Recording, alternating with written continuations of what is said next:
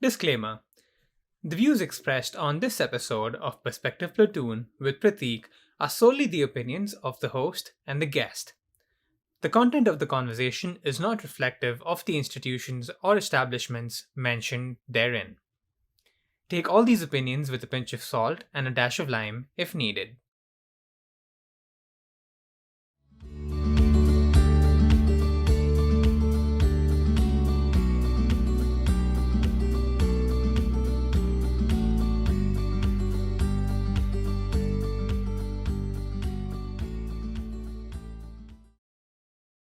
Hey Ligia, how's it going? Hi, Prateek. It's going super, super well. I'm happy to be here. I'm happy to talk to you.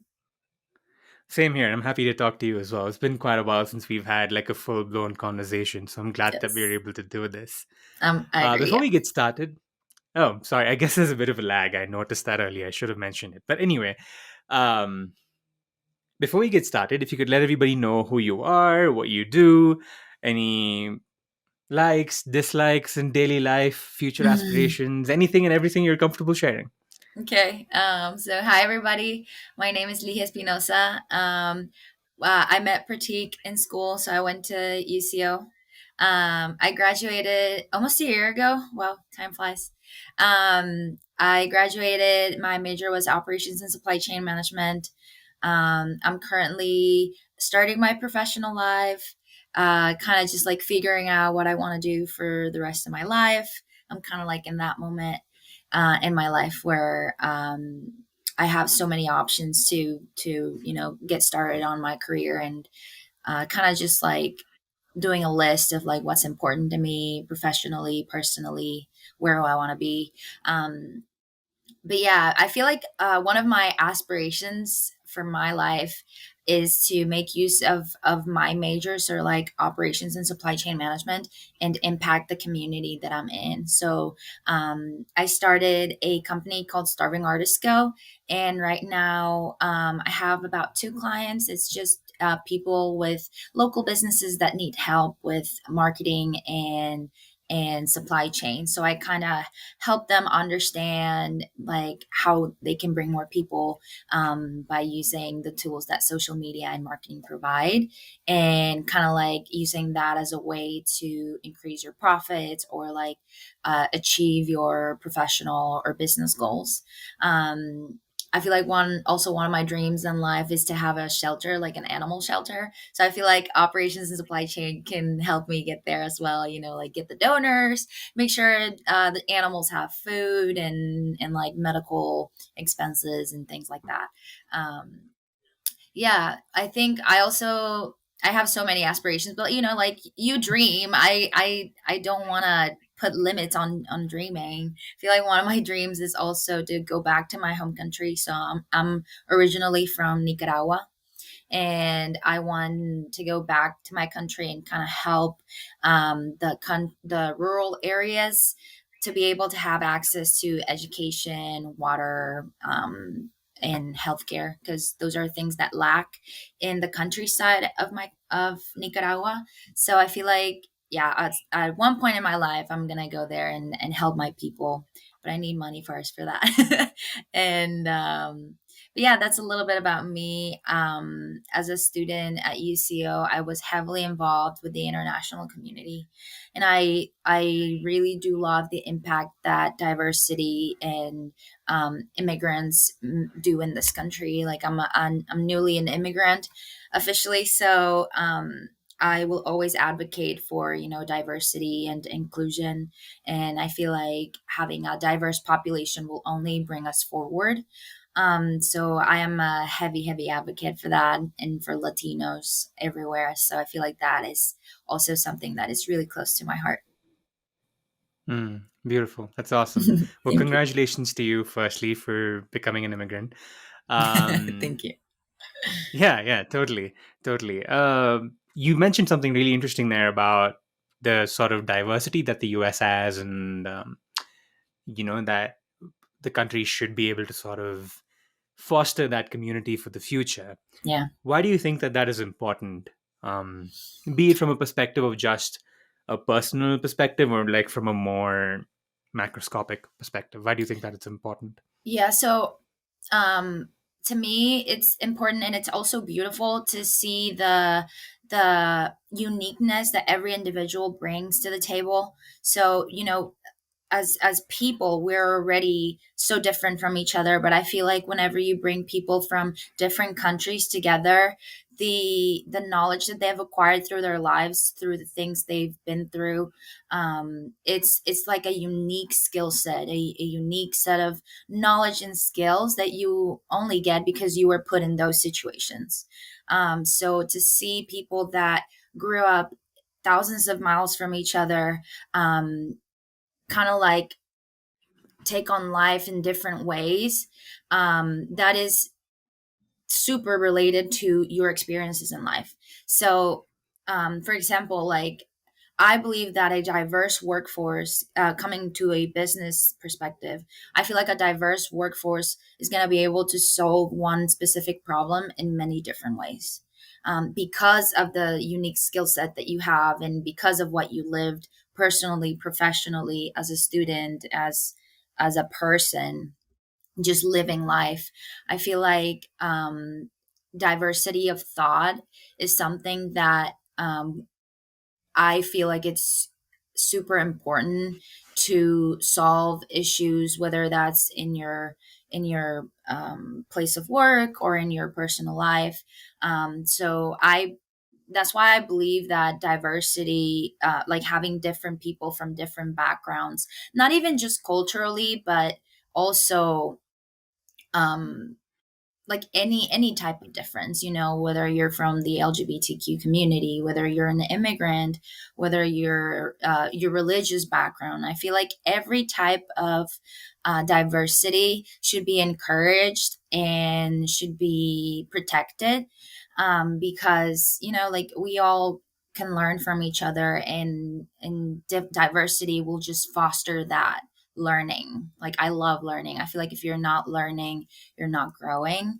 And so to be able to share with people that allow you to grow every day, I feel like that's one of the most important things that diversity brings to the table.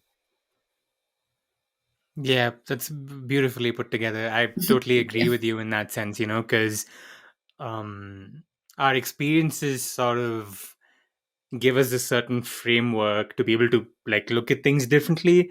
And I Hmm. think through those conversations, we're able to attack things in a different manner. Which, Yeah. I mean, I guess you can relate to this too, since we both were part of the International Student Council at UCO. Wherein there were different things that everybody had their own opinions, and you sort of Hmm. figured things out, and had different ways of doing things, which can be really Yeah. helpful sometimes. Yeah. um And it yeah, can with also that bring being said, conflict to the table. It can also bring conflict to the table. But I don't believe that conflict is necessarily bad. I feel like conflict challenges us to search for, a common ground or a solution that benefits all parties involved. Yeah, I'm a big advocate for conflict, but it's because I feel like it challenges you in a way that you wouldn't be challenged had the conflict not been there. So I kind of like the resolution part of the conflict, but there's no resolution if there's no conflict. You know what I mean? totally, totally. I get what you're saying. You like shit to go down. No, I'm just kidding. But Yes. But only um, when we find a solution for everybody. right, right, right. No, I get what you're saying. But you sort of read my mind, I suppose, because that was going to be my next question. In terms of conflict and things like that, do you feel like with the advent of social media and just how hyper connected we are, that it's become hard for us to be open to diverse thought and like conflicting thoughts from like external sources? Yeah, so I feel like so I used to do this for a living. I used to do social media marketing. So I can tell you that social media can be a great tool if used correctly, but can also be a very damaging tool if you because it's at our fingertips. Accessibility is everything, and social media is there. Technology is there, so it allows us to have it at 24/7. But yeah, I feel like the conflict, the problem with social media, I feel like it's just so much noise. Everybody has an opinion, everybody has a something to say, whether that's positive or negative. So I feel like noise will always be a detriment to people, because the more you have of something, the more overwhelmed you kind of can get. And I feel like um, with social media, we kind of have to put some boundaries for ourselves. Um, but but yeah, I mean, how can I put this? Social media is just so complicated, and technology is so complicated. But I choose to see the good in that rather than the bad in that, because I mean, it's there, it's a tool that we can use, and it's our just at our disposal. So why not just make it a good one, you know but I do think that I have hope in our generation that we're gonna use it for the right reasons, and we have seen it. We've seen it with the conflict with Ukraine. We've seen that, but I've also seen people saying, "Hey, people in the Middle East are also struggling this, and have been struggling with people invading and killing them for so long." And social media doesn't care. So I feel like there's always going to be the bad side of social media, but as an individual, you should choose to look at the bright side and look at the what it does. Like, it allows for everything to have an equal voice if we choose to do so. So we choose what we pay attention to. And I feel like that's kind of what I've learned with social media. I don't know if that was the Totally. question. I kind of went on a tangent. No, Please redirect no, me it's okay. if I start like going off topic. But yeah. Tangents are appreciated on here because I myself go into very weird tangents too. So Good. works for me. Works for me. I have no problems with tangents whatsoever. Good. You mentioned the good and the bad with social media, and I agree with you in the sense that you have to look at the good that it brings, and unfortunately, you need to set those boundaries to be able to distance yourself from the bad. Yeah. But when you're looking at it today, from your own opinion, do you think there's more good or there is more bad in social media? And whichever one you decide to answer for, how Yeah. easy is it or how hard is it for you to find the bright side in that case? Yeah. So, okay. So, like, I feel like social media, it has been bad. It has been mainly bad. I feel like with bullying and, people just being so open and like sharing everything, I feel like you also leave a place for people to like comment on your life. And just because you're public, that kind of gives people the right to speak on your life. And I feel like that's the bad side of social media, is the fact that people are behind a screen, so they feel like they're protected and they can say whatever they want. It's like comments that I see on social media on influencers or public figures.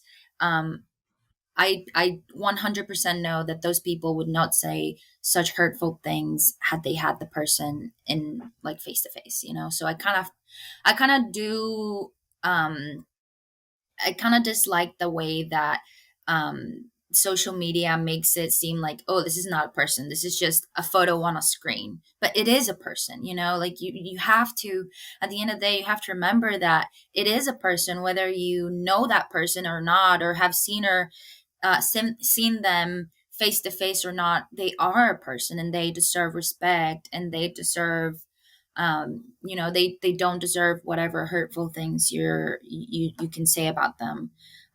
So that is, I believe that that's kind of like the main thing that's been bad about social media. It's just people have feel ownership of other people just because they have access to them. But access to doesn't mean that you own them or can say things about them. um, and I feel like the good side of social media to me as an international student, as a person that's away from home. My mom lives in Chile. My family, the rest of my family lives in Nicaragua. To me, social media and just technology altogether has allowed me to stay connected with the people I love. I'm a FaceTime away from my mom. I'm a call away from my grandma.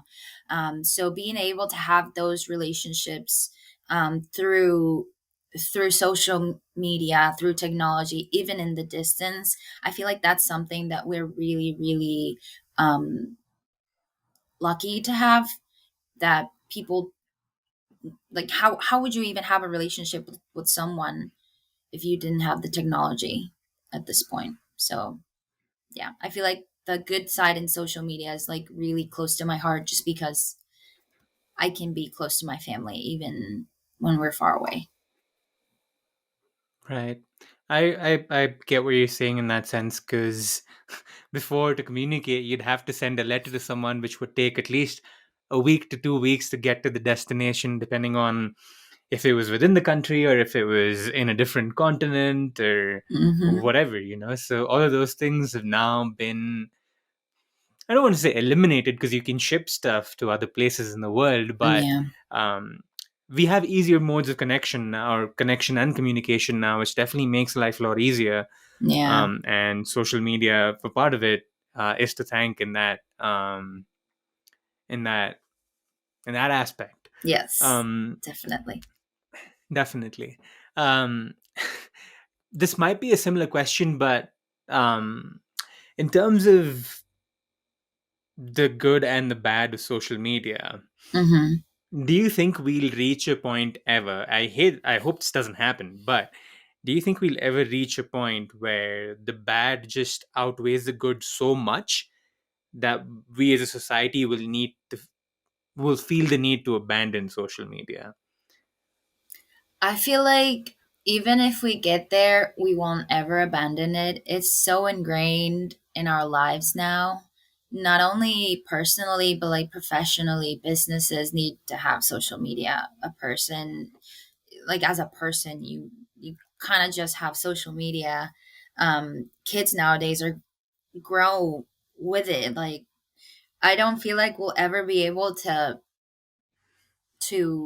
get rid of it, but I do, and this is scary. I do believe that we could reach a point to where it's beyond toxic, and that's the bad about it. It's the toxicity.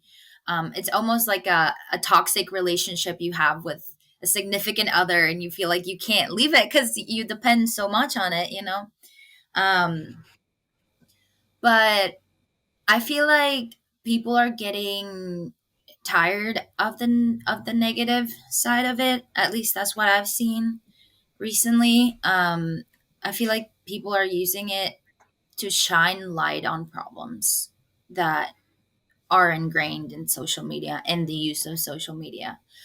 So I'm hopeful that we won't get there, but we could. I mean, it, God knows what's gonna happen, but I have seen a stronger like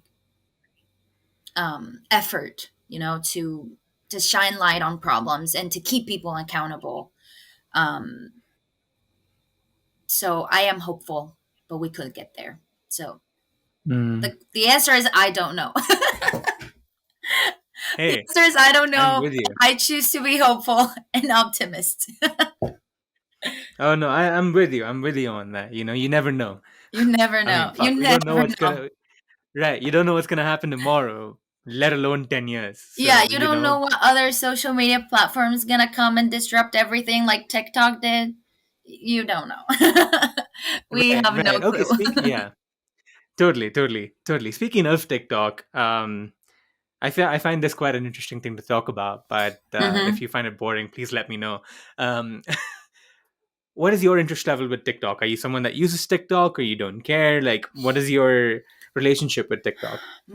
So I was super adverse to TikTok at the beginning. I'm like, I'm not gonna give into the trend. I'm not going to. But then I had FOMO. I had the fear of missing out. All of my friends were sending me TikTok videos, and it kind of made me realize that a social media is just as popular as people make it. So if you have people that share things with you that are in that social media platform that exists there, you're obviously going to gravitate towards that. So it's kind of like a cultural thing too. So to me, TikTok, I did not want to use it at first. I caved in. I used it. Um, I used it mainly for like the dance challenges because I love dancing.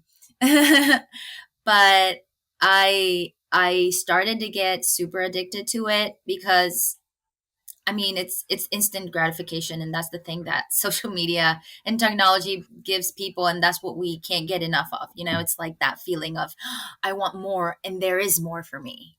You know, I feel like that that monster inside me was fed so much that it was hard for me to be like, okay, I gotta stop. I can't watch one more video. But yeah, I mean, their algorithm is pretty good. I feel like that's the thing.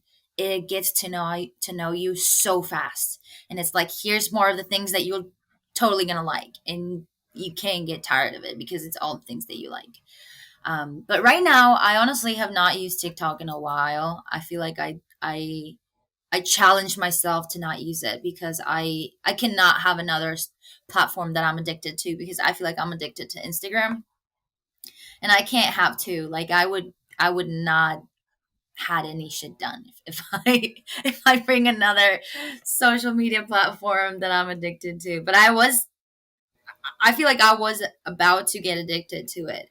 But it's because they know you so well, man. Like their algorithm is just it's insane. And I feel like that's the thing. Yeah, totally. I just want to mention for those of you listening and watching, if you do hear some buzzing sounds, I believe somebody's working on something outside in another house. So if you do hear that, I apologize. If you don't, then now I've brought attention to it. I Anyway, did not listen. um, I could not hear anything, but thank you for that okay, cool. note. Yeah, totally. With that being said, about the TikTok algorithm and the AI that they use. Now, I do want to say I don't use TikTok either. I did. I don't know if it was. Maybe I've not thought this through, but I don't know if it was FOMO or if it was just me wanting to check it out. But I Hmm. downloaded it for a day. I noticed myself use it continuously for an hour or something, and I was like, "Fuck this, no more." And I got Yeah, rid of it. I got rid of it. I dangerous. mean, like dangerous, yeah. Like you said, like you have friends sharing TikTok videos and stuff like that, which happens with me too. I have friends that share TikTok videos with me, so I do watch those. I don't want to be like that jerk who's like, oh, he doesn't even watch the shit I send him or Yeah. anything like that.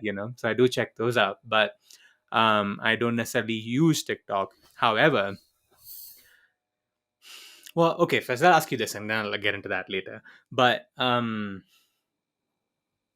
in terms of its algorithm and its ability to sort of know what you like and just give you an instant supply of that, do you think that, or I don't want to sort of assume that you think that that's problematic, but do you think that that's problematic? And if so, why do you think that that's problematic in the long run? Well, it is problematic for many reasons. Well, first of all, they use the algorithm to or the AI to get to know you, right? And then what do you think they do with that information? It's a free app. And there's this say that I love. It's like if you're not paying for it, you're the product. You're what they're looking for, right? So that's problem number one. It's that they're going to sell your information. Um, Problem number two, I feel like it's just because it gets to know you so well. The kind of like the acknowledgement subconsciously, I feel like the acknowledgement of, oh, this knows me and this makes me feel good because it's content that I like and that I enjoy. I feel like that's where the addiction comes from because every type of addiction, whether it's like substance or just things in life that you're addicted to. People are addicted to cheese. I'm addicted to food. I feel like I cannot leave without like good food, you know. I feel like all of those things, they just make you feel good. They bring serotonin, you know, the hormone out. And so it can become an addiction super quickly. And that's why an hour when flew by to you, and you had just downloaded the app. So imagine the more you use it, the more they get to know you. So as you increasingly start to use it, the harder it is to break out of it. And for me, like I was, yeah, like 3 hours had passed, and I was like, that was like a minute of my life. But no, it was actually 3 hours. It's just like you were so into it.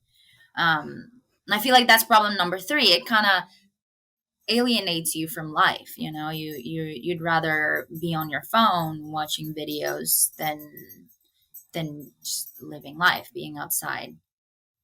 The one good thing that I feel like I got from TikTok was the realization of, wow, moments, it's just fleeting instances, you know. So it kind of challenged me to document my life more, but not to post it, just for me, you know. I feel like that's the one good thing that TikTok brought me, is like, oh, these people, they can tell beautiful stories in like 30 seconds or 15 seconds just because they were able to document it with their phone. And so I feel like that's the one good thing that I did get from it, is that it made me realize that moments are precious, and that, you know, even if I just like take my phone and snap a pic, kind of like getting that and acknowledging that moment, I feel like it did allow me to kind of bring a new perspective into videos and photos, to like, it's like totems of a moment, if that makes sense. Yeah, that does make sense, and that's an interesting point that I didn't necessarily think about, but it it does kind of make sense in some regard because you want to use those as memories for the future, and it's nice to have those memories to go back Mm-hmm. and look on to and sort of see how things have changed, how you've become a better person or whatever. Yeah. Like it gives you a sort of timeline in terms Mm-hmm. of your progression as a human being. So I definitely see that. Yeah, I definitely get what you're saying from there, or about that rather. And yeah, like the thing that you said about, or like we were talking about in terms of an hour flying by or 3 hours flying by, I do think that part of it is because each video is like a minute long or 30 seconds long. It's like you're looking at something different like every minute or every 30 seconds. Mm-hmm. So it doesn't necessarily feel like you're watching an hour long video, or Mm-hmm. something like that. So Exactly. it's Yeah. really, yeah, so it's really sort of, it knows how to grab your attention in that sense, which makes it really sort of, I don't know.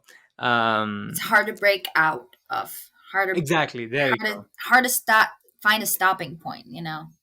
It's like, oh, I just Yeah, do this with my finger, and that's another video, and that's another video, and that's another video. It's like it's a never ending supply of entertainment. So it's, of course it's gonna be dangerous. For sure. yeah, yeah, yeah, yeah. But that being said, to maybe look on the sort of brighter side, I suppose Hmm. it has had the ability to launch a lot of people and their careers in some sense, I guess. um Fucking 15-year-olds are making $1 million now. Yeah. So I mean, sure, I will say that that comes with its own problems.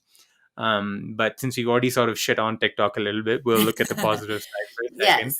um And I do think that, I'll tell you something. It is really positive for businesses as well. Like I work with small businesses, and the fact that um, you can go viral but in one TikTok in 30 seconds, that you share your story, that you share your business, that you share what you do.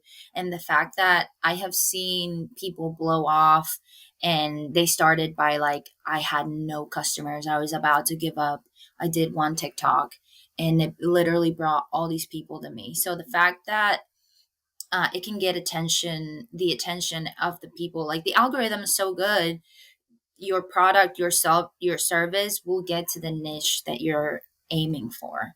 um, and that in itself, it's a beautiful tool and a beautiful example on how social media can be used for the good. It's I have seen it impact a lot of of small businesses all over the world, um, because of it. That's the good part of it, I feel like. Totally, totally. Because, and that is something that I've been battling with personally for like a good while. Fuck, I don't know how long I've been thinking about this. But more so from like now, from the perspective of someone who's recently gotten into creating content through like podcasting. Mm-hmm. I think a podcast, especially in the age that we're living in, probably only, and I don't know that these are very random numbers, but I think maybe 20% of the world, which is still a huge number, but 20% of the world probably like pays attention to podcasts of different kinds. Maybe a comedy podcast, an informational podcast, a history podcast, whatever. Mm-hmm. But there's maybe out of the population that does use social media, easily I want to say 80 or 90% of them are gravitating towards shorter form content. They're gravitating towards something that doesn't require them to pay attention to for more than an hour. And I Mm-hmm. mean, from a perspective of attention, it's another rabbit hole that we can get into. But Yeah. for me, like going back to the main sort of talking point, I suppose, it would be a lot harder for me to bring attention to what I'm doing with hour long episodes, because not everybody's going to look at it for or Mm-hmm. listen to it for an hour. I understand that. I have no qualms about it. It's okay. But it takes time. Things like this take time to grow in some sense. But I do wonder, like, if I start a TikTok, like the overlap of people who listen to podcasts and watch TikTok could possibly be interested. Yeah. So should that be something that I explore? And a part of me does say yes, but a part of me is also like, I don't know how I feel about it. Because it fucks with our attention as human beings. I don't know if that's a good thing. Like, am I contributing to the problem? So I mean, I think maybe a little too much sometimes Yeah. about these things. No, I feel you. Um, I feel you. I so feel you. I feel yeah, you. I feel like you might have like feel guilty because you were caving into it, right? But don't. I mean, so the thing is like I would say do it just because I don't know if you listen to Gary Vee. He's like really good I in do. like content. You have this content. You interview people and you talk to people and you talk to them about issues or just important things or just random things. So you have this big content, right? That's like 3 hours long. What you need to do is from that big thing purpose snippets. So, like things that an important highlight that you talked about, or something that a person that you interviewed that resonated a lot with you and like stuck in your mind. Crop that 30-second thing that they said and upload it. Upload it, put the subtitles or the captions thing on it so people can read and post it. Because if it's things that really made you think, or if it's something that you're like, oh, I've never thought about that and that made me have a different perspective on a subject or on an issue or on something. If it's something that really struck you and you feel like people need to listen to this, and they don't necessarily need to listen to the entire podcast, but it can be a foot on the door on getting them interested in what you have to say. So like my advice would be do it because you already have the content there. Might as well use it, might as well repurpose it. And don't feel guilty because it's not like you're contributing to the problem. I feel like you're just making use of the media that you have, for the Mm, better. I wouldn't see it mm. as a bad thing because I know what you do and I know you as a human, and I feel like if you put something out there, it will be for the better and not for the worse. Well, thank you. I appreciate you saying that. But yeah, totally. I did sort of reach a point where I was like, okay, I'll give it a shot. Yeah. Maybe like in a month or two. I guess, because I did have a bit of a phase where I did take a bit of a break, Mm-hmm. because I was a little exhausted, I guess. Yeah. So I took a month break, and I was like, okay, I'll pace myself. I don't want to just try to do a shit ton of stuff all at once. So Yeah. let me get back into the groove of this, and then I can, gradually add things onto my plate, so to speak. And Yeah. you make a very, very valid point, because as you were saying, how I could repurpose content. That was my idea too, because I could Sorry, easily sorry. it's okay. It's My okay. dogs. It's Ah, okay. If you were listening to this in earphones, I really I'm apologize. sorry. Uh, no, it's okay. It's okay. Hey, I you have can't three do anything dogs. about it. Ah. No, it's okay. There's nothing you can do about it. It's all good. But in the sense that, like, I think I easily have like 50 hours worth of content. So if I try to break it down Wow. into like 30 seconds, that's a lot of stuff. Yeah. So 100% I agree with you in that. It definitely creates an avenue to where you can open your platform up to a wider audience, Mm-hmm. and then the ones that trickle down through could probably connect to other stuff that you do. It could Mm-hmm. be a gateway for them, which is what I see it as. Because personally, like I said, like, I don't think it's a major interest of mine, but as someone who is keen on wanting to do this for a little longer, I do see that as an option for me to sort of keep things Yeah. alive, I guess, in some sense. Yeah. Even if you um, want to take a break on more podcasts and you just want to repurpose the content, I feel like you have interviewed so many different individuals that all have different perspectives on life or on things that you ask. And you can even start a conversation and be like, this is this person's point of view. What is your point of view on this yeah. subject? Um, I feel like if it's something that you enjoy doing, definitely keep doing it, because that's what I learned to recently. It's like, I mean, we're not to get like sappy and angsty, but we're all gonna die at one point. That's inevitable, and to die is as sure as to live. Like it's an assured thing. Um, do what you love to do every day, and it'll show. And if it's what you love doing, I don't feel like it should be a task more of, and it's more of like something that fulfills you and makes you happy. Right, right, totally. I couldn't agree more in that sense. But I like the fact that you brought up the sappy and angsty topic of death. If you're comfortable talking about this, if you're comfortable Yes, talking about it, you're not 1000%. okay. Cool. Um, I'm someone that does think about death too, not from a sense of, oh, I'm shit, like I'm gonna die, but more so I kind of think of it as this way, like, will I be happy with where I am if I was to die tomorrow? You know, Yeah, um, yeah, I don't think I am. Like, to be brutally honest, I think I could be doing a lot better. But it's something to think about, because it's it's an eventual fact of life. Like, there's no running away from it. Um, so, I mean, before I get into my own rabbit hole about death, like, does it scare you? Does that, like, how do you look at death?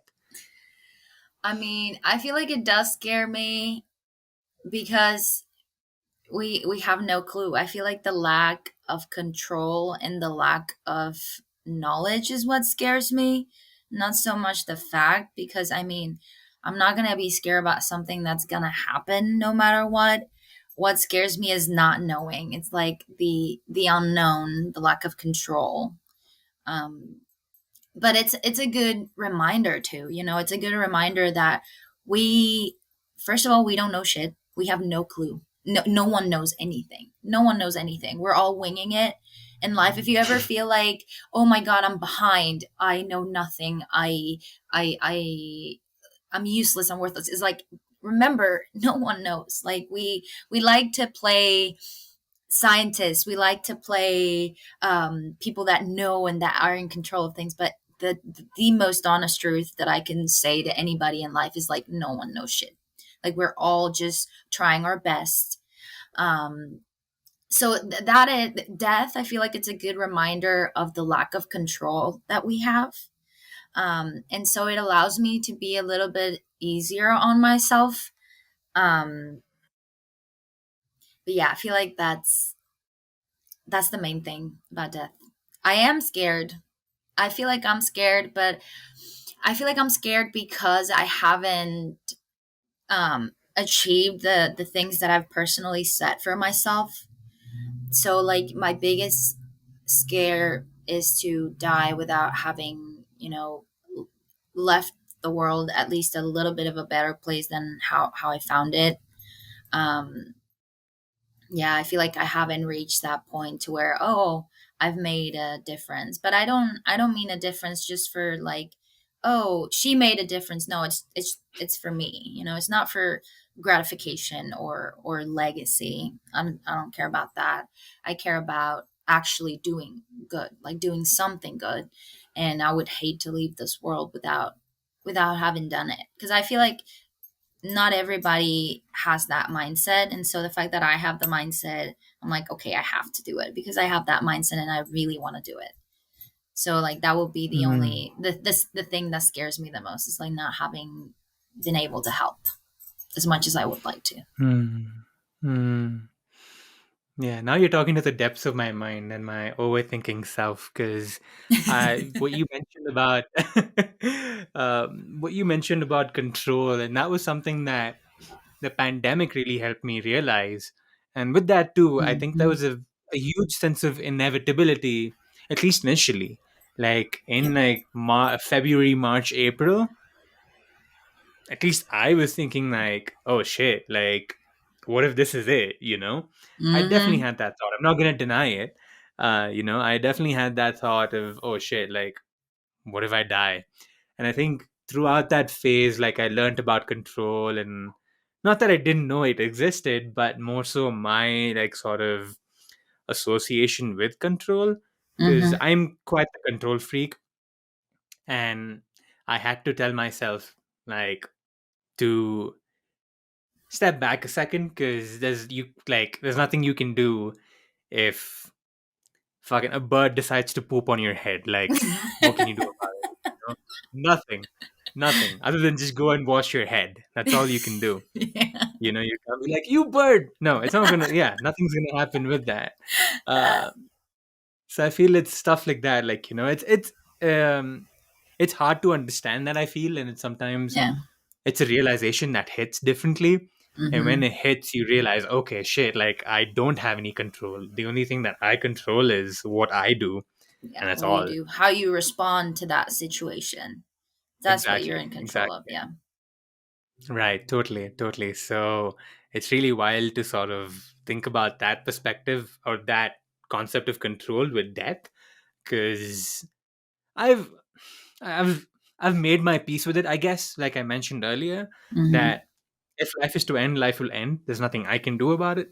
Yeah. Um, you know, so it's because I think we're as people, we can be very like we can be so scared of death that we even fear talking about it. Yeah. Um, and I We think fear we should be able to acknowledging talk. it too. We kind of tend to ignore it, but that's just a defense mechanism at the end of the day. Totally, totally, totally. And I think some of it is just also a part of our insecurities, at least for me. I've Mm-hmm. mentioned this before on an episode or something. One of my huge insecurities is losing my parents, losing my sister, because they're the people that brought me to this planet. And Yeah. I can't imagine living on a planet without them. But unfortunately, it's an inevitability. Yeah. Words. It's inevitable. Yeah, it is. um so it's hard to sort of think about that, but at the same time, um it's a realization that you sort of have to just let sink in, I Yeah. guess, as hard as it may be. Yeah. Because I think, like you said, that can be fuel for people, like you were saying, you want to Mm-hmm. do something that you can to give back to the people around you for yourself before the time is up for you. Yeah. um And I feel like it's something that I'm not trying to advocate for people to think about their death every single day. That's not what I'm saying. But what I am saying though is I think we should give it some thought, or at least Yeah. think about it and what might it mean to you if you have to, or if you were to, lose your life the next day, I guess. Um Yeah, I am definitely an advocate for hard conversations. As yeah, any type of hard conversation, I feel like it's worth to have, because what's the other option? It's ignore it. And that's no, we've done that throughout history, and it does not work. It does not solve any problems. If anything, it just adds problems to the table. So yeah, I am 1000% an advocate for those hard conversations, even if it's with yourself, and I feel like those are the hardest conversations, the ones that you need to oh have yeah. with yourself, because there's no like incentive. There's no, because if you have a hard conversation with a friend or with a family member, they might be the ones that start the conversation, so you kind of depend on somebody else. But when it relies on you, what's the easiest thing to do is just to ignore it and to pretend that it's not there, but it is very there, so yeah, I have a lot of conversations with myself. I felt like at first I feel like I was a crazy person, but then I'm like, but am I though? I mean, I don't think so. And even if I am, I feel like it's better to be crazy than to be completely like Ignorant, is ignorant. that? Yeah, yeah, that's the word. Yeah, Yeah. yeah, I'm with you on that, because I think more people think that they're crazy. That, like, I think, like you, I think that I'm crazy too. Like, some of the thoughts that I have, like, what am I? Why? Like, why? What is happening? Why am I going into this place while I never wanted to? So, Mm-hmm. um, I do agree with you. Sometimes it's harder for us to have conversations with ourselves as well, which is why I personally am a huge, like, advocate for expressing whatever you want to express. Like, if Yes. it's just a random post on Twitter or whatever, like, as long as your intention is not to hurt someone, I am more than willing for people to, like, share the things that they feel and things like Sure. that. Because at the end Mm-hmm. of the day, I mean, sure, like, if you don't want to keep things public, 100% journal instead. I recommend journaling 100% because I've done it Yes. myself and it's helped. And I do need to pick that habit back up. But, Same.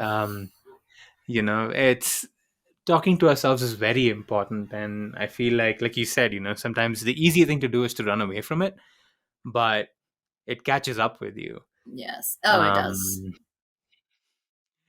It it catches does. up with you in the weirdest of ways, when you don't expect it. And then you'll end up in a situation where you have nothing else to do but to solve the problem. Mm-hmm. So, I guess from some sense we have to try and nip it at the bud as soon as you sort of notice it. But Yeah. I mean, it's easier said than done. I mean, Oh, we all have our 1000%. own problems, yeah, we all have our own problems. And it'll take a while for you to understand your own problems and sort of find a way to deal with it. Yeah. But since we're speaking about all of this sort of stuff, if you don't mind indulging in this, further from death to now childhood, um, like I said, I'm all for tangents, which is why we're going into another tangent, I Yes. guess. Let's do it. I'm ready. Uh, um, how much do you think, or that our childhood affects us as humans? I feel, yeah, I feel like childhood affects us more than we think. I feel like everything in life affects us. Everything has uh, everything has a ripple effect, right? Um, and sometimes childhood is like things that we probably forget, but they're still there. So sometimes for like things that happen in your childhood, or the way that you were raised, the way that you grew up, affects you 1000%, um, unconsciously, consciously, any way. Like, um, I feel like I was I feel yeah, it's just there's just no way childhood does not affect who you are and the person that you become, whether that's for the good or for the bad. For me personally, I feel like I had an amazing mom that allowed me to explore a lot of things as a child, like dancing, being super involved, um, or even just like have a relationship with my parents. I feel like there's a lot of people that don't even have a relationship with their parents. They don't have anyone to ask questions to. So I feel like childhood is so important, and I was blessed to have a good one, and I was blessed to have to grow up in a family, in a big family, people that love you and that love you for who you are, and I know that I'm in a place of privilege because of that. And I feel like that's one of the things that I really love about my culture, the Latino culture, is we we hold family to a very high standard. It's something that's there and that's gonna be there for you. Uh, so I would say that childhood was amazing, and I don't know why I wanted to grow up. At this point in life, I don't know why I was looking forward to this part of my life where I I mean if I could go back, I'd be like 1000% yes, just enjoy where you are right now. Cause as a child, you're like, oh, adults have all this freedom and adults can do whatever they want. But at the end of the day, I'm like, I don't want to make these choices. I want to play and be happy and not have any responsibilities. So I feel like if I could go back, I would definitely enjoy the moment a little bit more than just expecting the future, because I kind of was living in the future. It's like, okay, what's next? What's next? What's next?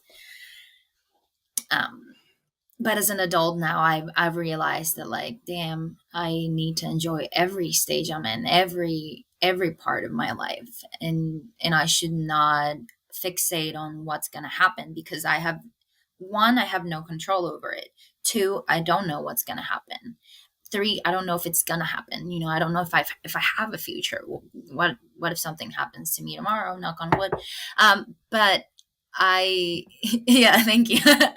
But yeah, I feel like childhood is such a beautiful treasure that will never come back, and I wish I could relive it, and I wish I could have lived a little bit more in the moment as I was growing up. Hmm. Yeah, no, I What agree with about what you? you're What do saying you there because think? no, I was just gonna say, like, I agree with you totally because I feel like as kids, we're very much in the moment. In most cases, at least when you're, Yeah. I think once you enter teenage is when like shit starts happening.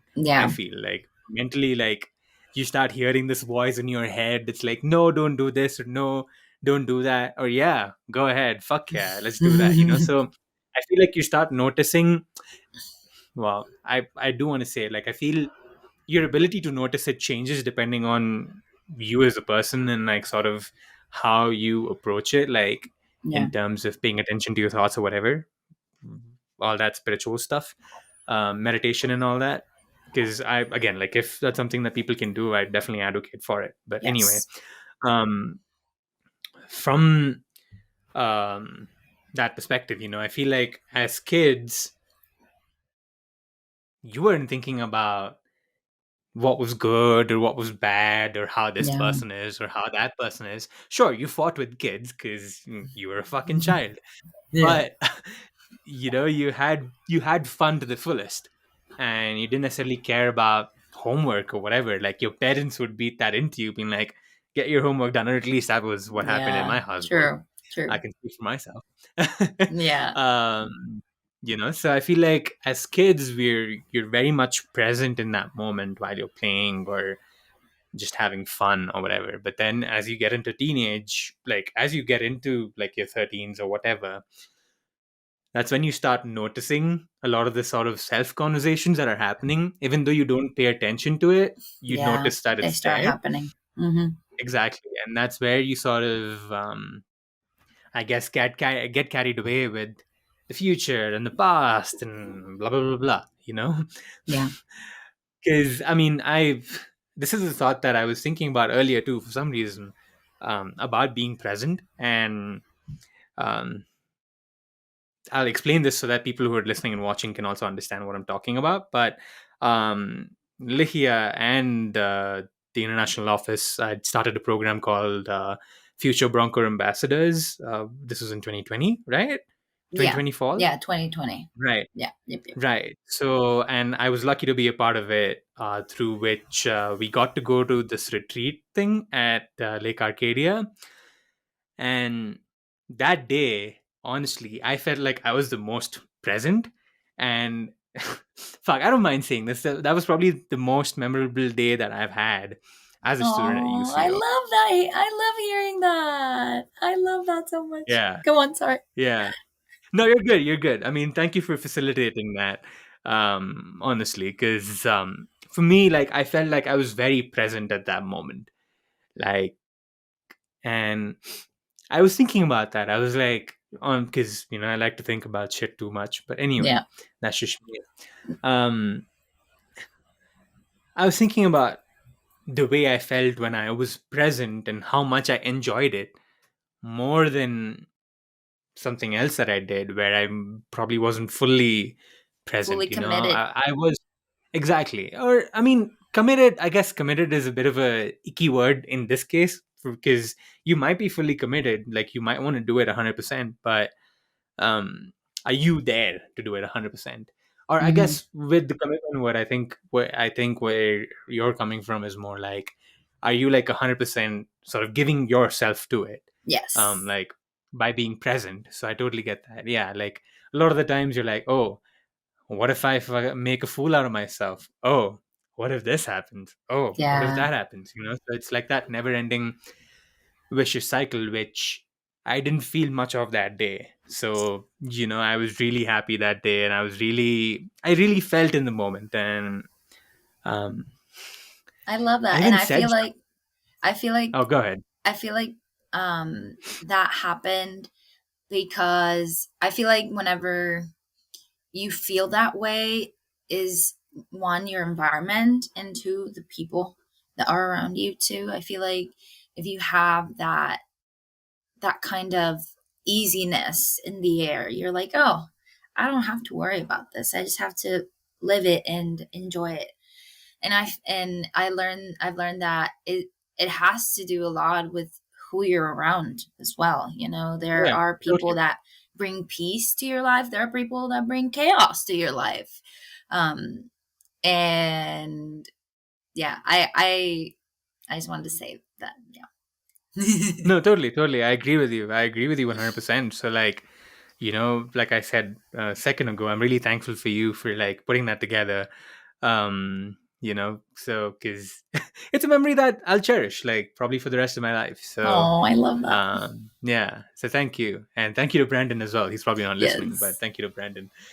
Maybe Yes. we can clip this out for him and be like, "Hey, Yes, that's what he'd we were love to talking hear about." Yeah, that. yeah. Well, thank you, Uh, thank you to you though, because you're an amazing person. Like I selected people who are truly, were truly like an agent of change at UCO.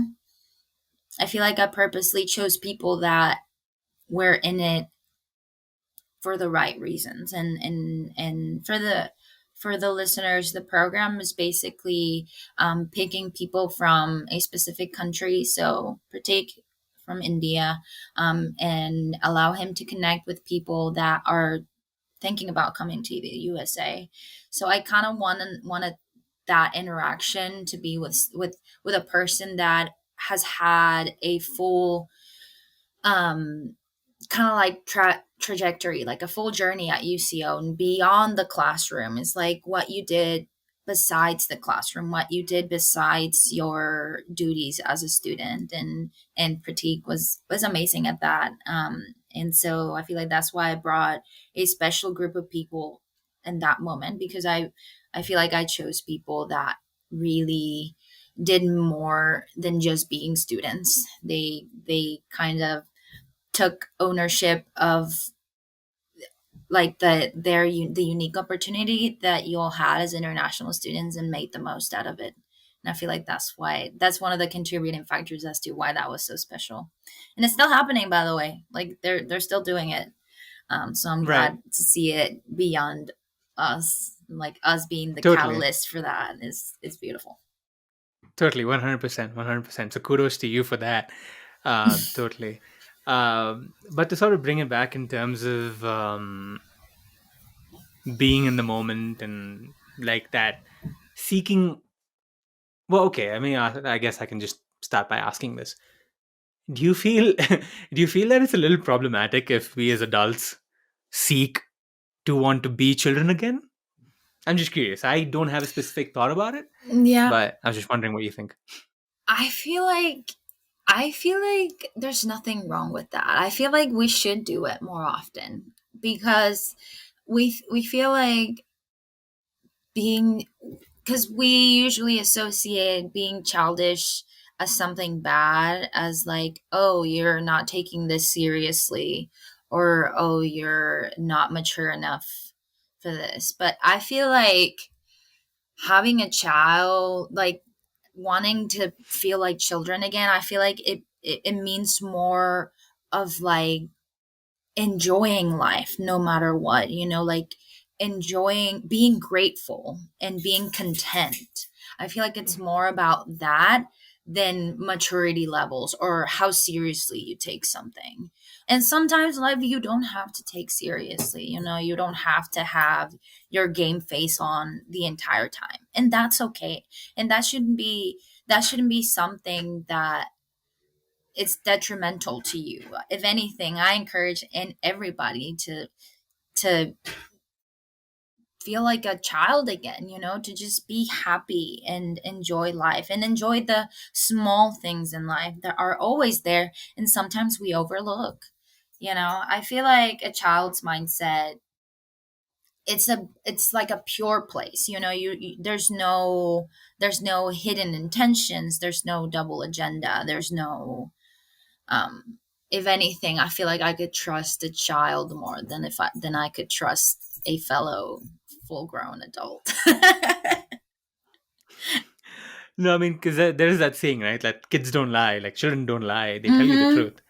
They're not afraid of anything. They'll say shit Yes, regardless without a filter. exactly. Um, I guess with the question where I was coming from, it was more so of like, um, I think we as adults struggle to keep that child in us alive because we have that child Mm, in us. I think, but I'm a yeah. big believer in the fact that we all have that child in us because there's some really dumb, asinine things that will make you excited that maybe nobody else around you is going to be excited by. Yeah. You know, and that is the child in you that's sort of like trying to make its way out. So Mm-hmm. I do feel like in that sense, it's important for us to realize that and not Yes. necessarily try and like dwell in the past that oh childhood was better than adulthood. Like I do think that we can make adulthood better if we keep that child in us alive, Yes. sort of thing. Because I Yeah. mean, I have my own opinions about like how childhood or like the way that we brought up as kids can affect our curiosity as adults. I can probably talk about it for an That is hour, true. but Yeah.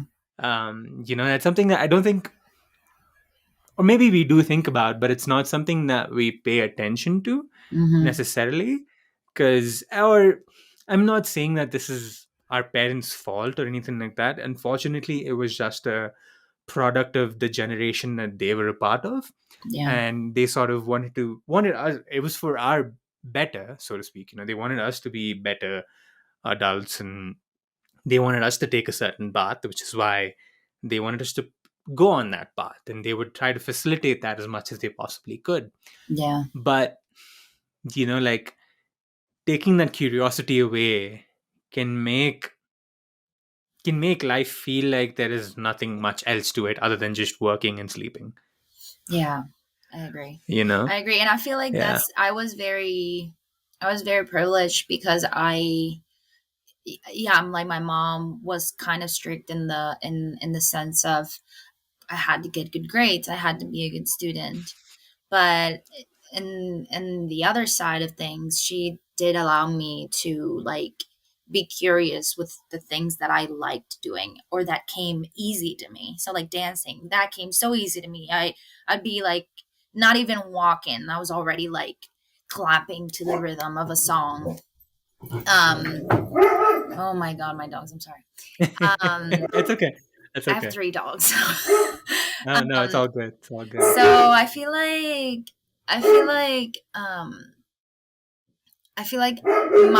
my curiosity was being fed because I had a parent that allowed me to explore beyond the academics, beyond the things that are important in life to be a successful, person.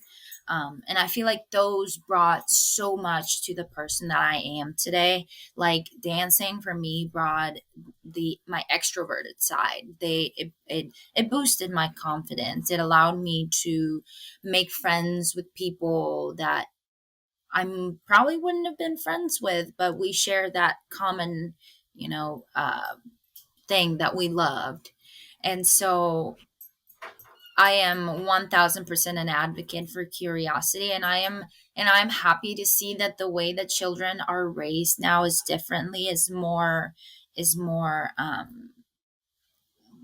like focused on they should have fun, they should experiment, and they can learn themselves. They don't need you to guide, like they don't need adults to guide them and be like, oh, learn this, oh, what if this happens. It's like, let them explore the world in their own way, because you know that we're all different people. We think differently, and our thought process is different, our actions are different. So being able to give children that kind of freedom to explore whatever they feel like in the moment, I feel like it's really beneficial, just because like we were saying that children don't think about, oh, what if I do this, this was what's going to happen, or I'm going to do this so I get this outcome.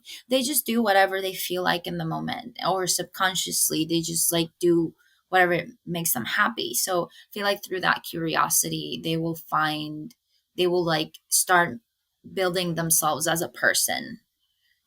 So yes, I love curiosity. I feel like I'm so curious. I feel like that inner child in me is still there. And I feel like the curiosity part of things is like the child leading the effort. It's like, ooh, let's find out about this. And what about this?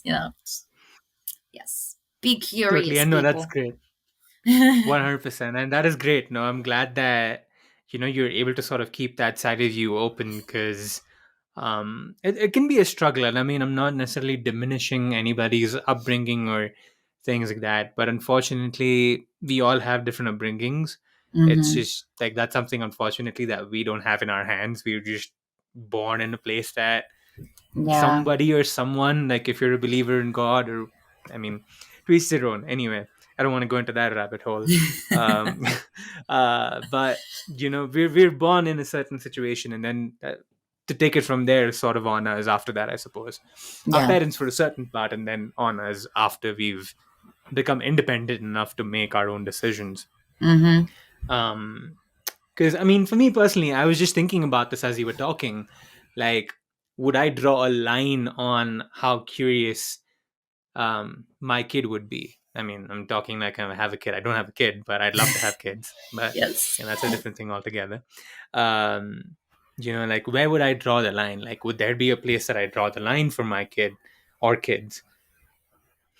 In most cases, no. I'd not like to like be that guy's like, no, don't do that, or no, don't do this. However, I think that comes from a place of wanting them to be safe. Yeah. Which is why And I mean, which is why, like, some things that my parents did in the past, maybe they told me to not do something, or like go only with certain people, so on and so Mm-hmm. forth. I understand where they're coming from now. I probably didn't Yeah. understand then, but I understand now. So maybe for me also, and like, for me, I mean, I would probably draw the line where if some kid at school is selling pills and my son's like, "Hey, dad, give me like $5. I want to buy like some pills from this kid." I'm like, nah, maybe not. Like, let's not get there. Yeah. You don't need to be curious about the pills. Yeah. That might, yeah, maybe not the best outcome there. Yes. So let's stay away from the pills. But I feel like it's those sort of extreme outliers, I guess, Yeah. where you would try to draw the line. So speaking of which, do you feel like you have a line in terms of your curiosity, or do you try to keep yourself as open as you possibly can be? Where do I have a line? I feel like in terms so for me curiosity leads to learning something, right? Mm-hmm. I feel like my line would be um is this something that I'm curious about, something harmful or something that can disrespect other people or affect negatively somebody. I feel like if my curiosity will affect somebody or something in a negative way, like that's where I would cross the line. I don't have to know it all. No one knows it all. No one knows anything. So Yeah. I tend to, yeah, I feel like things I'm curious about are usually things that are, well, I hope so, right? I hope that they're just good things, or things that I'm just genuinely just curious about. But nothing other than that. I feel like, yeah. But I feel like, yeah, curiosity, it could be a double-edged sword, definitely. That is a fact. And it just comes into like everybody has to have limits, right? Everybody has to have boundaries. And it's good to establish boundaries. Um, it, it should be boundaries shouldn't be something negative, because I feel like sometimes we we relate boundaries as like, oh, this is something negative, or it's something that's just bad, but not necessarily. I feel like in life we should always have boundaries. Those aren't bad. No, I'm with you on that, in the sense that you need to maybe draw a line somewhere. Like, Yes, you can't should always necessarily draw give in to lines. everything also, Yes. somewhere you can draw a line, but be as open as you can be, because then if you because I think, I guess, maybe to like sort of quantify this in some sense, Mm-hmm. like, if you draw the line a meter away from you, then you're not giving yourself much to explore. But Yes. maybe if you draw it like a mile or a kilometer away from you, I guess you're giving Mm-hmm. yourself enough ways to explore things and things like that. So I do see where Yes. you're coming from that sense, because um which is why, I mean, a part of me doesn't necessarily agree with the saying that curiosity kills the cat. There's that saying, right? Yeah. um but then you mentioning the fact that it's a double-edged sword sort of adds to that point, to some sense, in that there's some lines that maybe shouldn't be crossed. Yeah. And unfortunately, sometimes we don't know what those lines are. But it's something, again, that which is the probably the biggest gift of curiosity, is that you get to learn, and you Yes. get to know what to do and what not to do. And once you know what you're Yeah. not to do, you're able to Yeah. sort of stop yourself from doing that. Yeah. So curiosity is very, like, it's awesome from that sense, in terms of just exploring and like figuring shit out and wanting to do something new. Yeah. But speaking of which, you mentioned that you have a lot of aspirations and like goals in terms of wanting to go back home and help people, and Yeah. um, doing like helping with businesses and so on and so forth. Is part of that a product of you being a curious person? Um, and if so, do you feel are you the kind of person that looks at aspirations or like goals maybe to make them more, Hmm. I guess, quantifiable, like goals and targets? Do you look at them as, okay, I should only have like 2 or 3 or 4 or 5 goals, instead of like, oh yeah, I have like 100 goals and I want to achieve them all? Like, what is your sort of outlook on that? That's a loaded So question, but I'm yeah, sorry. so I feel like because I'm a curious person, I was able to be, or I'm still able to be like a very diversifiable person, if that makes sense. Like I can uh dip my feet in the pool, in many pools, you know. um I feel like in order to in order to help people, I feel like you need to have broad knowledge of many things.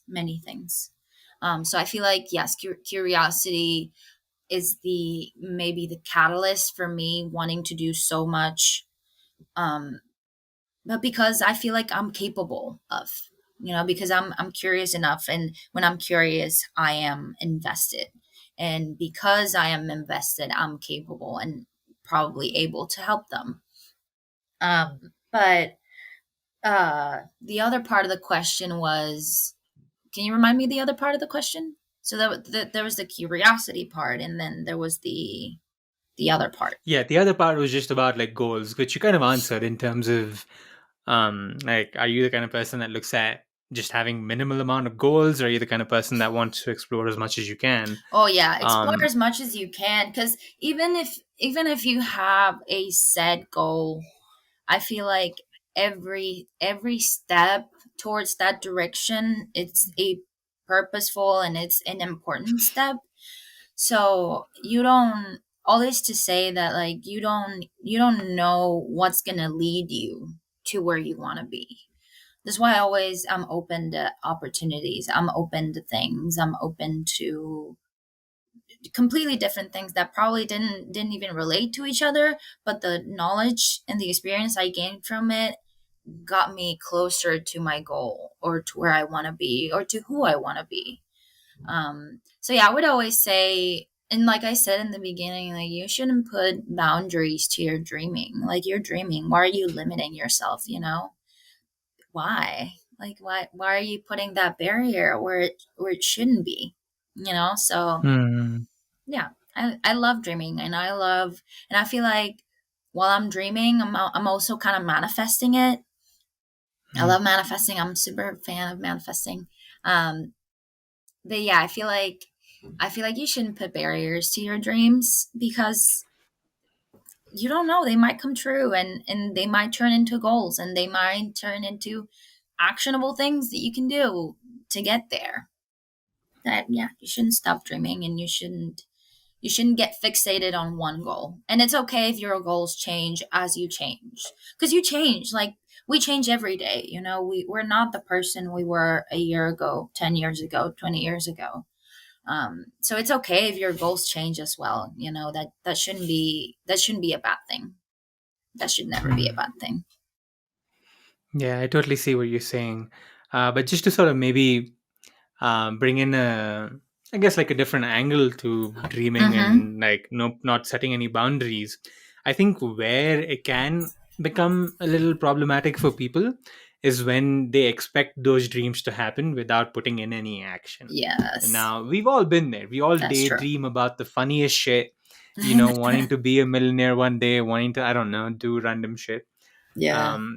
But we've not necessarily, and I can speak for myself, I can speak about myself on this. Like, there have been many instances where I've daydreamed about wanting to do something, but then when I sort of step back, um and ask myself, I'm like, what have I done to get there? Nothing. Then why do I expect to get something from just daydreaming about it? Yeah. I feel like knowing to sort of establish that difference also plays a role. Because I mean, yeah, like you totally like explore as much as you can. And I do think that it helps to set goals in terms of maybe helping yourself improve and become a better version of yourself, I Yeah. suppose. But from this perspective of like exploration, so to speak, I think you need to be able to sort of draw that line of expectations Because Yeah. again, like going back to control, as we spoke earlier, there's some things that you don't control. So Yes. I think if you, and I mean, I've been in a spot where I expected something to happen, but it didn't happen, and then I found myself being really sad about it Mm-hmm. and being upset about it. Um, and it's, I mean, tough luck. It was the way that I had to learn, but I'm glad that I did learn that. So, um, I think that's really important also to remember. True. But in that, like that being said, though, you shouldn't stop yourself from exploring and like being curious and trying things, Yes. but realize that some things don't come to you. I mean, you kind of have to work towards things, I guess, is what I'm trying to say. Yes. We always have to work towards Um, things. yeah, And the thing is, sure. like, if it's something that you love doing, working towards it is not a daunting task, is not something that drains you out of life, you know. But I do see where you're coming from. I because like me, I'm such like a, I'm it's just I feel like it's my personality. Like I Hmm. love dreaming, and I love like imagining things, but And that nothing wrong doesn't with that at mean, all. yeah, Nothing wrong and with that that. doesn't mean I'm changing my perspective or my goals or anything. But I do believe that, yeah, it takes a certain type of person, because I totally see where some people might get overwhelmed when dreaming, and it's like, oh, I can do anything, but where do I start and what do I do? Do I need to do things to get there? Um, yeah, I feel like at the end of the day, what matters the most is like you're honest with yourself and where you are. Cause like when I'm dreaming, I'm like in the mindset. Okay, let's dream a little bit. Where can we get in with this? Where can we get with this? Like, what's the craziest outcome that can happen? But then I have to ground myself, and it's like, okay, Ligia, you're here, you're doing this, and this is your goal. And so I feel like I love dreaming, but I also love being honest with myself. And I feel like I learn about myself a little bit more as I'm more open to, okay, why am I dreaming about this? Why do I want this to happen?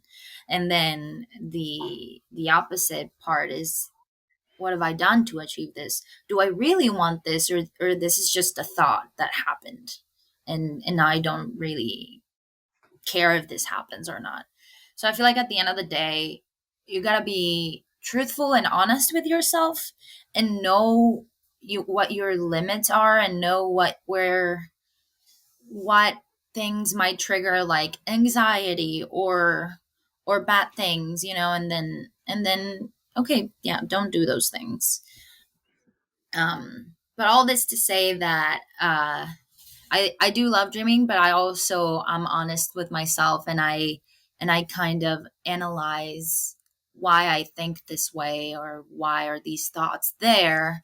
It's always like a root cause, and I feel like the more that you, again, like the more that you talk with yourself, the more that you understand where you're coming from, where your decisions are coming from. Because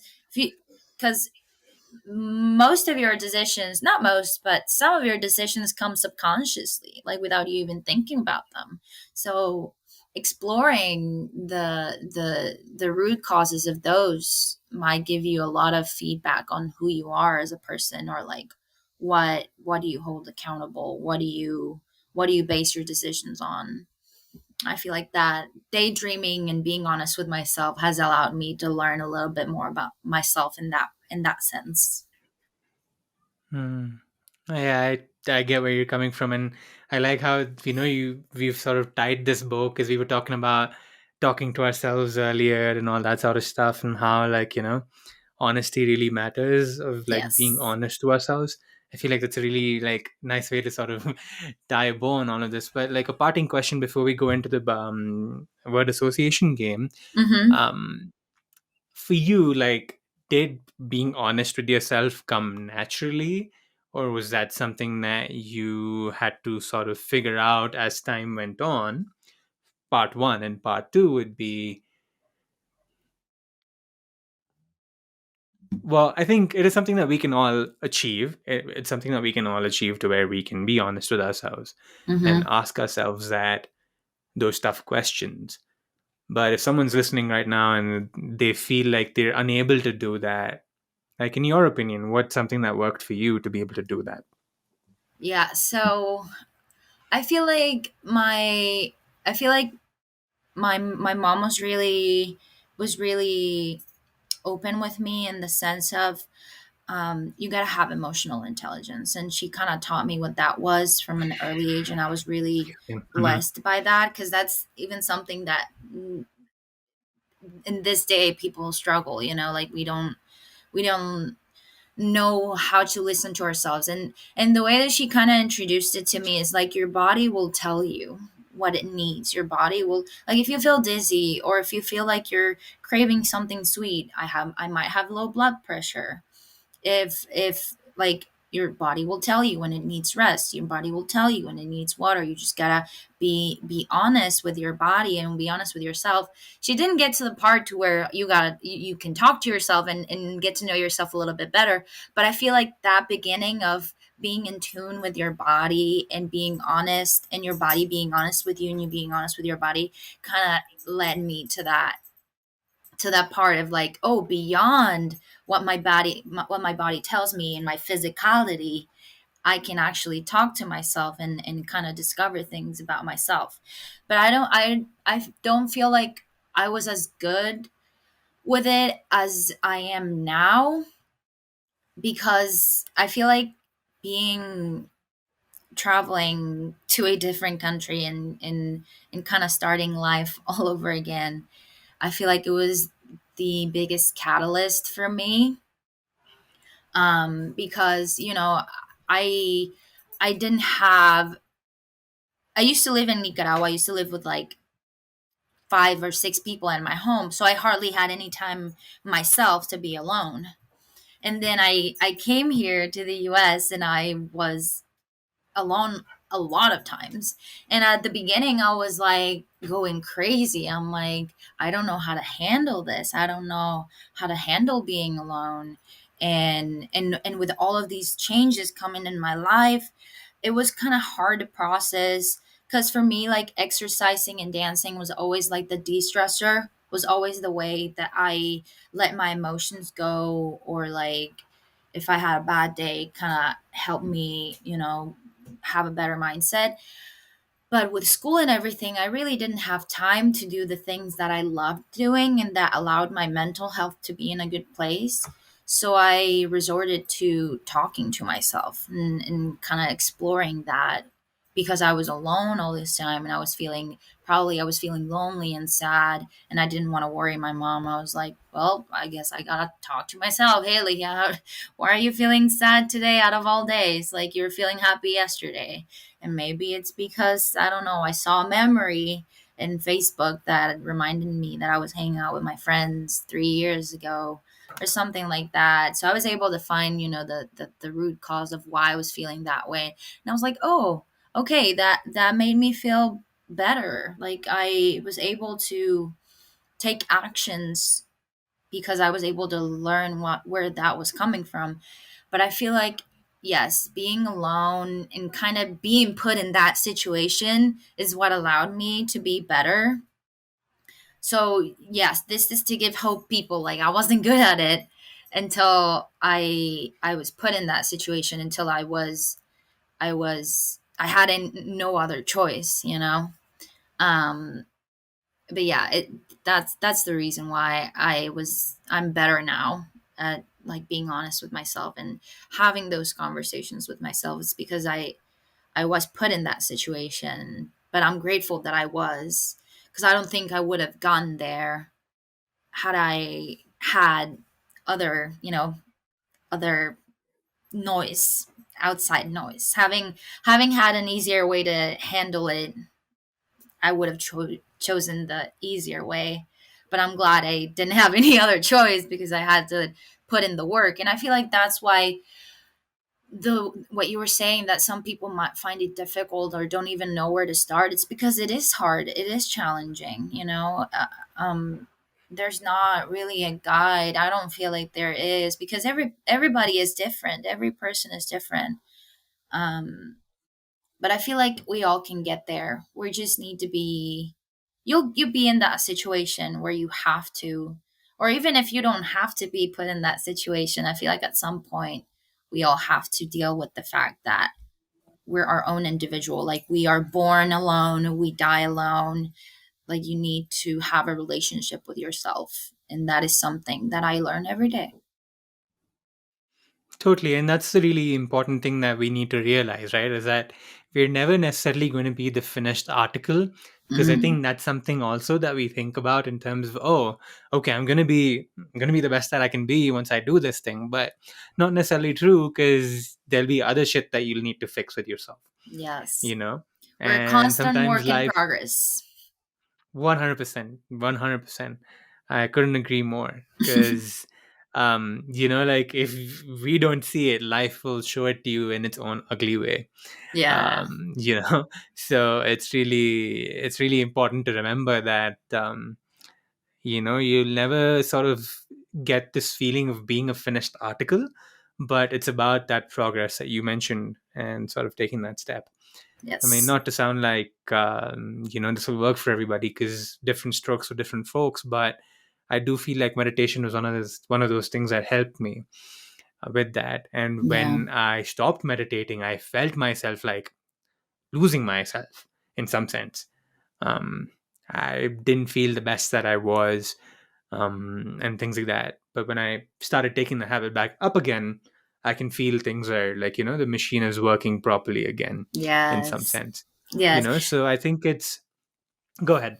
No, and I feel like that's why mental health is so important and so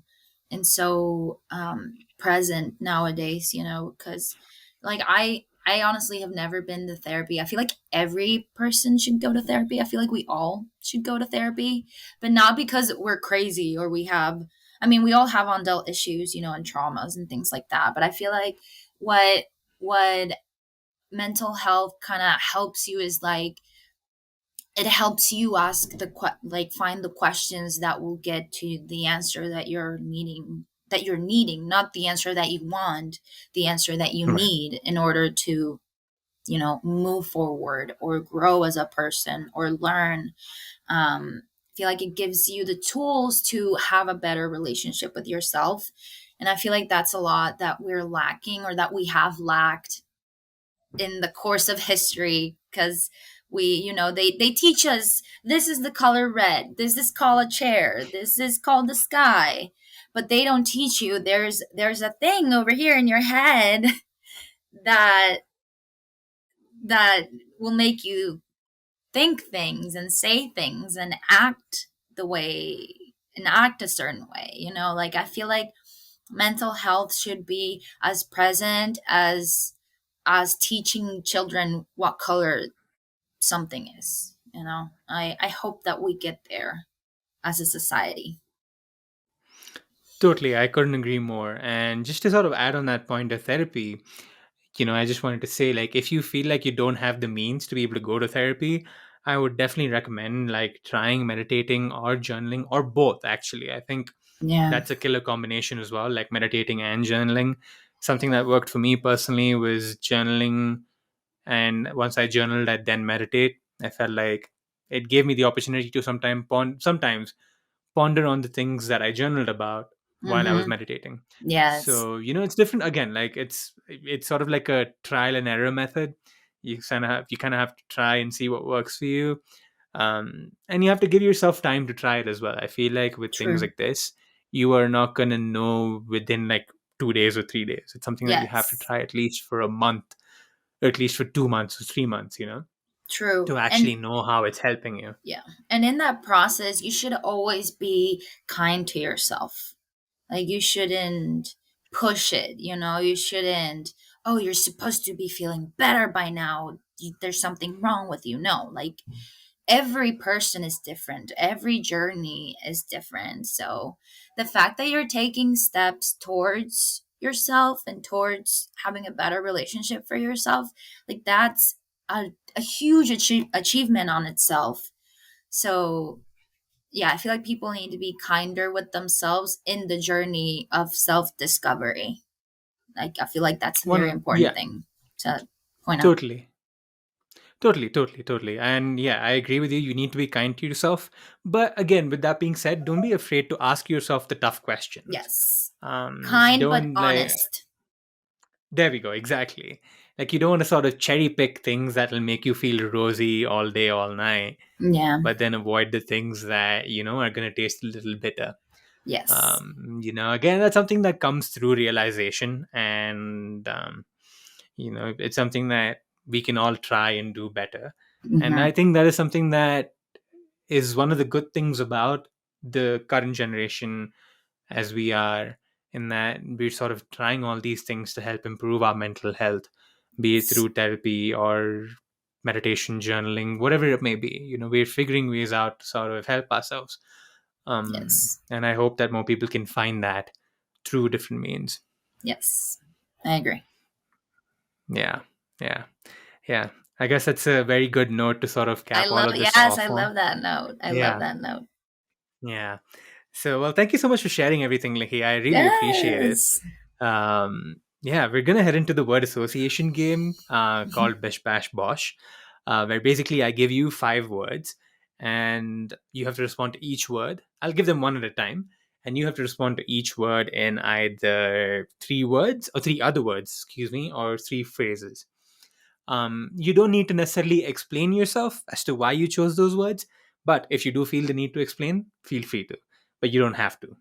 Um, and You can use the same words for different prompts. That's totally fine as well. But you can try and be as um, abstract as you'd like. Um, Okay. yeah, and for those of you listening and watching for the first time, I ask everybody the same set of words, just to see how different people respond to the same words, similarly or differently. I think there's something interesting there as well. So you can find these clips on Instagram as well, if you want to find out how others who've been on the podcast have responded to these Nice. words. But anyway, we're going to get into it with the first word being differences. What are the 3 things that call out to you right away when you hear that word? Differences. Okay, so first I would say necessary, um, important, and challenging. And Awesome. I kind of want to go a little bit in deep on that. It's like Sure. differences. I feel like differences is what make us us, right? Like we're unique individuals, and it's something that will always be there. Like we're always going to be different from each other, um, and that will challenge us. That will challenge us for sure, 1,000%. But they're necessary because they will always be there. So we have to find a way to deal with them, and to deal with them in a positive way, and in a way that helps us learn and grow. Totally. Very well said. The second word is nuance. Nuance. Um, Nuance. I would say. Mm, I would say. So nuance, as in the meaning, like nuance as something is different from the next. That is that the kind of like the meaning behind nuance, like something is different from slightly different from each Yeah. other. Okay. Yeah, like there's subtleties, Subtle. and Mm-hmm. it's not just black and white, there's Mm-hmm. gray, Yeah. so stuff like that. Yeah. Yeah. I'd say nuance. Um, I would say present. Things have nuances. I would say necessary again. And I would say um, learn how to learn to spot them and navigate through and around them. 100%. 100%. The third word is learning. What's something that's calling out to you when you hear the word learning? Ooh, growth. Growth. Big capital letters. Growth. Learning is growth. Learning is life. It's like you, and I would say a never-ending process. Awesome. The fourth word is empathy. Ooh, beautiful, beautiful. I love empathy. I would say lacking, luckily, uh, lacking a little bit in life right now. But I would say people, like people, we are empaths. We just kind of look away because it's easier to look away than to feel those feelings. But we are inherently empaths, so it's ingrained in us as human beings. So we should practice it, and we should practice it for the better. Definitely. Definitely. And the last word for this segment of Bish Bash Bosh is similarities. Similarities. I would say um present. They are there. We all have similarities.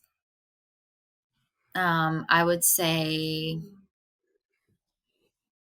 I feel like similarities is a good starting point to start a conversation about the differences. Um, and I'd say similarities um, is something that can be positive, but it's something that can also be negative. Because if you're too similar of a person with a person, you're not really challenging each other. You're not really growing. Um, so I would say yes, it's beautiful to have similar likes and similar things that you can relate to, but also try to not only deal with people who are similar or like-minded as you are. Like try to proceed with caution with similarities. Now, that's a very interesting point to sort of close off on because it can be nice to be similar to other people, but then you probably limit yourself to Yes. discovering certain things. So, yeah, beautifully said. And thank you so much for playing along on this segment of Bish Bash Bosh. Yes. Thank you so much for Um, having me. I love yeah, talking to you. I totally. always have, and I always will. Yeah, same here. Same here. Just two more questions before we get done. Well, last one's not really a question. Mm-hmm. I always say two questions and then say that the last one's not really a question. Maybe I should change that up because I've been doing it for a year now. Anyway, the first question being of those two, how do you relate to people? How do I relate to people?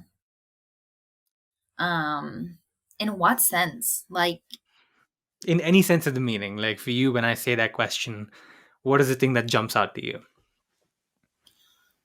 um, the way I relate to people, I love hearing their stories. Like, I love storytelling. I feel like that's why I fell in love with marketing because it allows you to tell a story, whether that's yours or someone else's. I feel like the way that I relate to people is through their stories because even in different ways that you grew or in different in yeah in different areas or in different places that you grew, even if we're in totally complete opposites in the globe, I would say that through a person's story you're able to learn a lot about them. So I love hearing your story and I love asking questions. So I feel like I relate to people by giving them a voice. It's like, okay, I'm getting to know you.